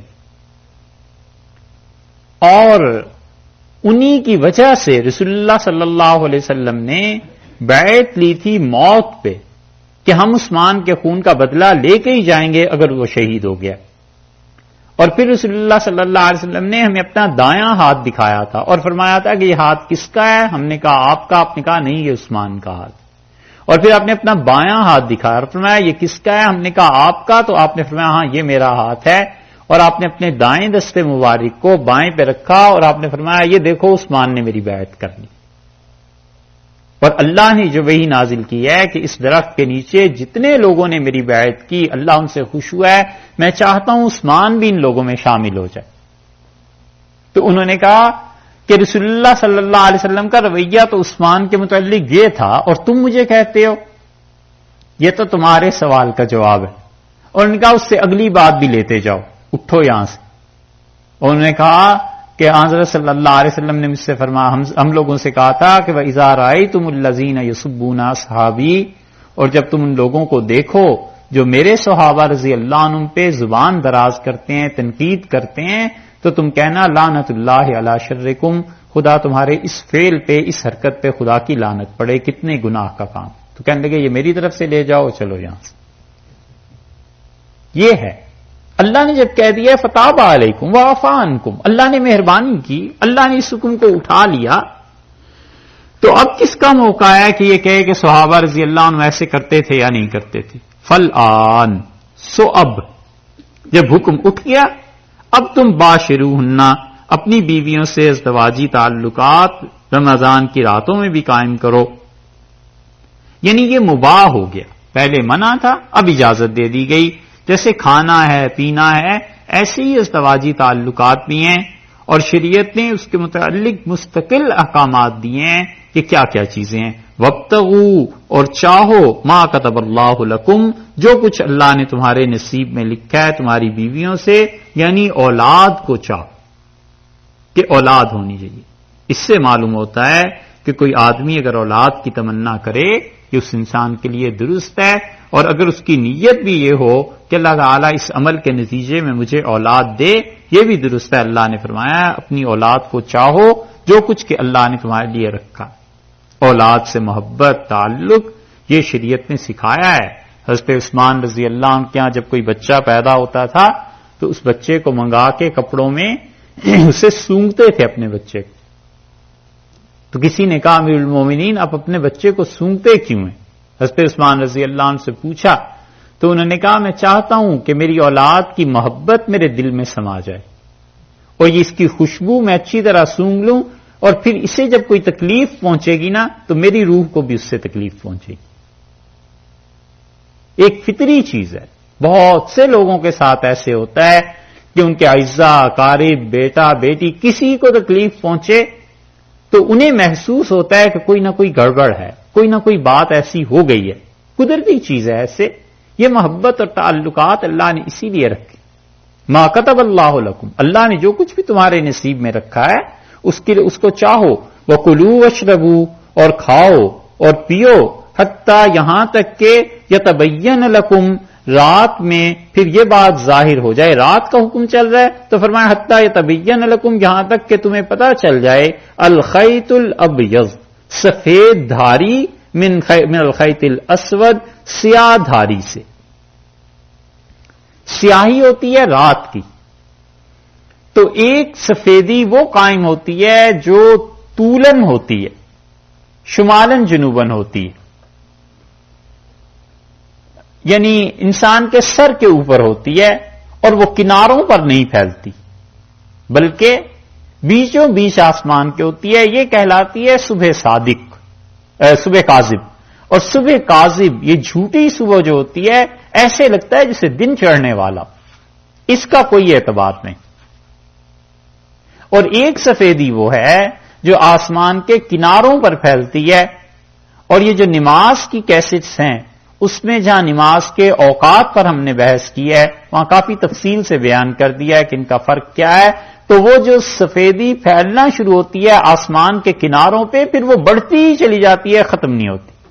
اور صبح کاذب تھوڑی دیر کے لیے ایسے جیسے ایک شعلہ سا ہو, پھر اس کے بعد وہ بجھ جاتی ہے, اس پہ کوئی حکم نہیں لگتا. صبح صادق جو ہے اللہ تعالیٰ نے اس کے متعلق کہا ہے کہ جب سفید دھاری یعنی نور اور روشنی جو طلوع ہونی ہے وہ صبح صادق کا وقت, رات کی تاریکی اس سے ممتاز ہو جائے, الگ ہو جائے, رات کی سیاہی سے وہ سفید چیز وہ آنا شروع ہو, بس تمہارا روزہ اس وقت ختم ہو گیا. اور اب تو بہت آسان ہے, وقت گھڑی گھنٹے سے پتا چل جاتا ہے. اتنی آیت نازل ہوئی تھی, من الفجر نازل نہیں ہوئی کہ صبح صادق, بس اتنا کہا گیا تھا کہ یہاں تک کہ سفید دھاگا سیاہ دھاگے سے الگ ہو جائے. اور اس پہ عدی ابن حاتم رضی اللہ عنہ آئے. یہ حاتم تائی مشہور ہے نا سخاوت میں, ان کے بیٹے اس پہ عدی رضی اللہ عنہ نے اسلام قبول کیا تھا. تو وہ آئے رسول اللہ صلی اللہ علیہ وسلم رمضان میں اور دن کو کھا رہے تھے. تو لوگوں کو بڑا تعجب ہوا کہ عدی نے روزہ نہیں رکھا. تو رسول اللہ صلی اللہ علیہ وسلم نے فرمایا عدی کیا ہوا تمہارے روزے کو؟ انہوں نے کہا اللہ کے رسول, اللہ نے کہا ہے کہ سفید دھاگا سیاہ دھاگے سے الگ ہو جائے, تو میں نے اپنے تکیے کے نیچے ایک سفید دھاگا لٹایا, اس کے ساتھ ایک سیاہ دھاگا, اور بار بار اٹھا کے دیکھتا ہوں وہ الگ ہی نہیں ہو رہے, تو اس لیے میں نے روزہ بھی بند نہیں کیا. یہ اگلے الفاظ جو ہے نا من الفجر اور صبح صادق میں, یہ اس کے بعد نازل ہوئے رسول اللہ صلی اللہ علیہ وسلم پہ, اور آپ نے فرمایا ادئی یہ صبح صادق مراد ہے, وہ دھاگے مراد نہیں ہیں. اور پھر آپ نے فرمایا اذن عرض الوسادہ, پھر تیرا تکیہ تو اتنا بڑا ہو گیا ہے کہ دن اور رات دونوں اس کے نیچے چلے گئے. یہ دلیل ہے اس بات کی بھی کہ ہر آدمی کی سمجھ برابر نہیں ہوتی. کچھ لوگ کسی بھی حکم کو اچھی طرح سمجھتے ہیں, کچھ کم درجے میں سمجھتے ہیں, سب کی سمجھ برابر نہیں ہوتی. اسی وجہ سے ان احادیث اور ان چیزوں کو دیکھ کر پھر جو اجتہاد کرتا ہے نا اس اجتہاد میں فرق آ جاتا ہے. اور صحابہ رضی اللہ عنہ نے نہیں سمجھا, عدی رضی اللہ عنہ یہی سمجھے, تو اللہ نے نازل کی آیت کہ من الفجر, کہ فجر کے وقت. یہ صحابہ کرام رضی اللہ عنہ خدا کو اتنے عزیز اور پیارے تھے کہ ایک ایک بات پر وہی نازل ہوتی تھی, کوئی شبہ انہیں نہ رہ جائے. ثم اتموا الصیام الی اللیل, اور پھر پورے کرو اپنے روزوں کو الی اللیل, رات تک. یعنی جب رات کی حد شروع ہو تو تمہارے روزے کی حد اس وقت ختم ہو جانی چاہیے. جوں ہی تاریکی آنا شروع ہوتی ہے اور اس کے ساتھ ہی جب شفق کی سرخی آئی تو بس تمہارے روزے کی حد ختم ہو گئی. اور حدیث میں آتا ہے حضرت بلال رضی اللہ عنہ کہتے ہیں کہ رسول اللہ صلی اللہ علیہ وسلم مجھ سے کہتے تھے کہ شربت لاؤ اور روزہ افطار کریں. میں کہتا تھا اللہ کے رسول ابھی تو روشنی نظر آ رہی ہے. رسول اللہ صلی اللہ علیہ وسلم فرماتے جب ادھر سے رات ختم ہو جائے اور سورج ایسے صبح صادق ہونا شروع ہو اور روشنی آنا شروع ہو، اور جب ادھر کو سورج ڈوب جائے اور پھر شفق چھانا شروع ہو جائے تو بس اس پہ روزہ بند کر دیا کرو، اس پہ افطار کر دیا کرو. دیکھ کے اس کا حکم لگاتے تھے. تو اللہ تعالیٰ نے فرمایا رات جو ہی شروع ہو تمہارا روزہ ختم ہو جانا چاہیے. اور ارشاد فرمایا رسول اللہ صلی اللہ علیہ وسلم نے کہ میری امت خیر میں رہے گی جب تک یہ روزے کو افطار کرنے میں جلدی کرتے رہیں گے. اتنی بھی جلدی نہ ہو کہ شبہ ہو پتہ نہیں کہیں روزہ بھی رہا ہے یا نہیں. مطلب یہ لیکن یہ کہ انسان اطمینان سے افطار جلدی کرنا چاہیے.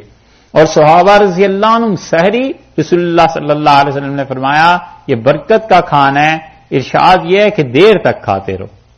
دیر کا مطلب یہ ہے کہ صبح صادق سے پہلے چھوڑ دے، کہیں یہ بھی فتویٰ لینے کی ضرورت نہ پیش آئے کہ جی آج روزہ بھی ہوا یا نہیں ہوا. تو ارشاد فرمایا تبین لکم الخیط الابیض من الخیط الاسود من الفجر ثم اتموا الصیام الی اللیل، اور پھر اپنے روزے کو پورا کرو رات تک. ولا تباشروہن، اور اپنی بیویوں سے تعلق نہ قائم کرنا. وانتم عاکفون فی المساجد، جبکہ تم مسجدوں میں اعتکاف کی حالت میں ہو. تو اس کا مطلب یہ ہوا کہ کسی قسم کا بھی ایسا تعلق رکھنا جائز نہیں. ابتدا سے انتہا تک سارے تعلقات کو منع فرما دیا ہے. تلک حدود اللہ، اور لوگوں یہ اللہ کی حدود ہیں، یہ اللہ کے احکامات ہیں. کتنے حکم اللہ نے دیے ہیں یہ سارے کے سارے. فلا تقربوہا، اور ان کے قریب بھی نہ جانا، انہیں توڑنے کی کوشش نہ کرنا، ان میں خدا کی نافرمانی نہ کرنا. جتنے بھی احکامات اللہ نے دیے ہیں ان کے قریب مت جاؤ، ان کو مت توڑو، ان چیزوں کو مت چھیڑو. تم اعتکاف عبادت ہے، اور ایسی عبادت ہے جو رسول اللہ صلی اللہ علیہ وسلم سے ثابت ہے آپ کرتے رہیں. اور حدیث میں آتا ہے کہ آخری عشرے کا اعتکاف رسول اللہ صلی اللہ علیہ وسلم ساری زندگی کرتے رہے ہیں. ہے یہ نفل، ہے یہ سنت موقدہ علی الکفایہ، یعنی کچھ ایک آدمی بھی محلے سے کر لے تو سب کی طرف سے پوری ہو جائے گی. لیکن اہتمام اتنا رہا ہے کہ بدر کے سال میں تو 17 کو بدر ہوئی نا، اور رسول اللہ صلی اللہ علیہ وسلم مدینہ منورہ واپس پہنچے ہیں 21 یا 22 کو، تو اس سال اعتکاف نہیں فرما سکے. اور پھر حضرت صلی اللہ علیہ وسلم نے وفات سے پہلے ایک اس عشرے کا اعتکاف کیا رمضان کا، پھر شوال کے 10 دن کا بھی اعتکاف کیا. اور یہ گویا قضا فرمائی وہ جو بدر میں رہ گیا تھا. دل کو پاک کرنے میں خاص دخل ہے اس چیز کا. اور ابن قیم رحمۃ اللہ علیہ نے بڑی اس کی تعریف لکھی ہے، اور وہ پڑھنے سے تعلق رکھتا ہے جو فوائد انہوں نے اعتکاف کے لکھے ہیں. تو اللہ تعالیٰ نے فرمایا کہ جتنے کام میں نے تمہیں بتائے ہیں یہ دیکھو خدا نے حد باندھ دی، خدا نے رعایتیں بھی دی ہیں اور بتا دیا ہے کہ کس حد تک تم جا سکتے ہو ان رعایتوں میں. کذالک یبین اللہ، اور اسی طرح اللہ تعالیٰ واضح کرتا ہے، کھولتا رہتا ہے للناس لوگوں کے لیے اپنے احکامات کو، لعلہم یتقون، تاکہ لوگ بچتے رہیں اللہ کی نافرمانی سے، لوگ بچتے رہیں اس چیز سے کہ وہ خدا کے نافرمان بن جائیں، متقی بنیں. یہ تو ہو گیا 2 حکم آئے ایسے جن میں انتظام تھا. پہلا حکم آیا کون سا؟ قصاص کا. دوسرا وصیت کا. اس کے بعد یہ کیا آ گیا؟ یہ ایسا ایک کام، امر ایسا جو مصلح اصلاح کے لیے، کہ تم اپنی ذات کی طرف بھی توجہ دو. تمہیں یہ چیزیں چاہیے اپنی ذات کو ٹھیک کرنے کے لیے، معاشرہ سوسائٹی بھی ٹھیک رہے، تم بھی ٹھیک رہو. مال کے اعتبار سے وصیت کو فرما دیا، جسم کے اعتبار سے، عبادت کے اعتبار سے اس کو فرما دیا. اب اس کے بعد تیسرا امر انتظام میں فرماتے ہیں، ارشاد فرمایا وَلَا تَأْكُلُوا، اور مت کھاؤ اموالکم، اپنے اموال، اپنے پیسے، بینکم، آپس کے درمیان، بالباطل، غلط طریقوں پہ. یہ جو لفظ ارشاد فرمایا کہ وَلَا تَأْكُلُوا، اور مت کھاؤ، ترجمہ تو یہی ہوگا لیکن اصل میں یہاں مراد یہ ہے کہ کسی کا مال بھی ہڑپ کرنا، مال کو مت کھاؤ یعنی مت ہڑپ کرو، مت غصب کرو، مت چھینو، بینکم آپس میں، اپنا مال نہ کھاؤ یعنی ایک دوسرے کا مال مت کھاؤ۔ قرآن پاک میں ایسی چیزیں آتی ہیں، جیسے وہ آیا تھا نا کہ حضرت موسیٰ علیہ الصلوۃ والسلام نے اقتلوا انفسکم، اپنی جانوں کو قتل کرو، ذالکم خیر لکم عند بارئکم، یہ بہت اچھی بات ہے تمہارے پروردگار کے نزدیک۔ تو مراد یہ نہیں تھا کہ اپنی جان کو خود قتل کر لو، مراد یہ تھا کہ ایک دوسرے کو قتل کرو، وہ قتل کریں جنہوں نے شرک نہیں کیا، ان کو جنہوں نے بچڑا بنایا اور شرک کیا ہے۔ ایسے ہی یہاں پر یہ مراد نہیں ہے کہ اپنے مال غلط طریقے پہ مت کھاؤ، مطلب یہ کہ ایک دوسرے کا مال، وَلَا تَأْكُلُوا أَمْوَالَكُمْ بَيْنَكُمْ بِالْبَاطِلِ، اور ایک دوسرے کے مال کو باطل طریقوں پر مت کھاؤ، غلط طریقوں پہ مت کھاؤ، ایک دوسرے کے مال پر غلط ناجائز قبضہ یہ مت کرنا۔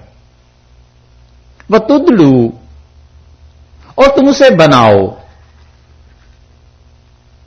یہ ذرا غور کیجئے اس کے ترجمے پہ، وَتُدْلُوا، اور تم اسے بناؤ، بہا، اس مال کے سے ذریعہ بناؤ، الی الحکام، حکمرانوں تک پہنچنے کا، لِتَأْكُلُوا، تاکہ تم کھاؤ، فریقاً، ایک گروہ کا، من اموال الناس، لوگوں میں سے ایک گروہ کا مال تم کھا جاؤ، بالاسم، گناہ کے ذریعے، وانتم تعلمون، اور تم جانتے۔ پھر اس کا ترجمہ کرتے ہیں، اپنے مال یعنی ایک دوسرے کا مال غلط طریقے پہ مت کھانا، اور تم اس مال کو ذریعہ بناؤ حکام، بادشاہوں تک، حکمرانوں تک پہنچنے کا، تاکہ اس ذریعے سے تم لوگوں کے مال کو ہڑپ کر سکو، یہ گناہ ہے اور تم جانتے ہو۔ تو ترجمے میں بظاہر یہ پیش آتا ہے نا اشکال کہ اللہ نے یہ کیا کہا ہے کہ وَتُدْلُوا بِهَا إِلَى الْحُكَّامِ، اور تم اسے ذریعہ بناؤ حکام تک پہنچنے کا۔ تو بظاہر معلوم ہوتا ہے اسے حکم ہے کہ تم ایسے کرو، لیکن آپ دیکھیے اصل بات یہ ہے کہ جو لا آ گیا نا آیت کے شروع میں، ولا، اور نہ تم کھاؤ ایک دوسرے کا مال، یہی لا کا اثر پڑے گا وہاں پر بھی، ولا تاکلوا اموالکم بینکم بالباطل ولا تدلوا بها، اور نہ ہی تم اس کو کرو۔ اردو میں جیسے کہتے ہیں کہ صاحب نہ آپ یہ کھانا کھائیے نہ پانی پیجیے، تو دو مرتبہ نہ کا استعمال کرتے ہیں، نہ کھانے کی بھی نفی ہو گئی پانی کی بھی، لیکن عرب ایسے نہیں کہتے، عرب کہتے ہیں کہ نہ کھانا کھاؤ پانی پیو۔ تو وہ کلام میں اگر مربوط کلام ہو تو پھر تو سب سمجھ جاتے ہیں کہ یہ جو لا ہے نا، یہ جو نفی تھی کھانے پہ بھی ہے پینے پہ بھی ہے، اور اگر درمیان میں آ جائے وقفہ کہ مت کھانا کھاؤ، یہاں پہنچ کے وہ عرب چپ ہو جائے اور کہ پانی پیو، پھر وہ کہتے ہیں اس کا مطلب یہ ہے کہ پانی پیو، تو یہاں درمیان میں کوئی وقفہ نہیں ہے۔ اس لیے یہاں پر لا یہ سمجھنا پڑے گا، یہ ایسے ہی ہے جیسے وہ آیا تھا نا ولا یطیقونہ، یہ آیا تھا نا ابھی ایک رمضان کے سلسلے میں، تو ہم نے کہا یہ لا، اس میں اسے مفسرین اور لغت والے کہتے ہیں کہ یہ لا مقدر ہے۔ مقدر کا مطلب خود اندازہ کرنا پڑتا ہے، اسے لانا پڑتا ہے۔ عربوں کا کلام اگر آدمی کی شناسائی اور واقفیت نہ ہو تو پھر آدمی کے لیے سمجھنا مشکل ہوتا ہے۔ تو یہ مقام آپ دیکھیں، وَلَا تَأْكُلُوا أَمْوَالَكُمْ بَيْنَكُمْ بِالْبَاطِلِ، اور ایک دوسرے کا مال ناجائز طریقوں پہ ہڑپ نہ کرو، وَلَا تُدْلُوا بِهَا إِلَى الْحُكَّامِ، اور نہ ہی تم اس مال کو ذریعہ بناؤ۔ ادلا کہتے ہیں عربی میں ڈول ڈالنا، کنویں میں ڈول ڈالنے کو ادلا کہتے ہیں، اس کے ذریعے آدمی کیا کرتا ہے پانی تک پہنچ جاتا ہے۔ اسی طرح مال کے ذریعے سے الی الحکام، تم بادشاہوں تک رسائی حاصل کرو، اللہ نے کہا یہ نہ کرنا۔ جاتے ہوئے کسی افسر کے لیے کوئی گفٹ لے گیا تاکہ وہ ذرا خوش رہیں کہ امریکہ سے یہ چیز آئی ہے، اور پتہ اس دن چلے جب وہ اگلی درخواست اس کے بعد پیش ہو کہ صاحب وہ پلاٹ جو ہے فلاں کا وہ میرے نام ذرا کر دیجئے گا۔ یہی ہوتا ہے نا، پیسہ ایسے ہی حکمرانوں تک پہنچتا ہے، اور پھر حکمران دوست بنتے ہیں، اور پھر وہ جو ظلم سے پیسہ انہوں نے کمایا ہوا ہوتا ہے اس کا بھی حصہ پڑ جاتا ہے۔ اللہ نے کہا ہے